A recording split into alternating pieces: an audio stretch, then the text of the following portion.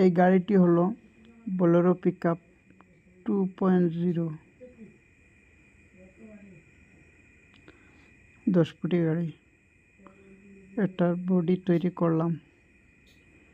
বডিটা কীরকম হলো আপনারা কমেন্ট করে বলবেন। ভালো লাগলে লাইক কমেন্ট করবেন।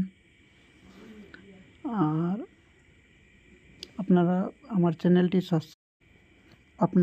চ্যানেলটি সাবস্ক্রাইব করে রাখবেন, তাহলে নতুন ভিডিও আপলোড করলে আপনাদের কাছে পৌঁছবে, আপনারা দেখতে পারবেন। আপনারা যদি লাইক কমেন্ট করেন তাহলে আমিও অগ্রসর হব ভিডিও দিতে।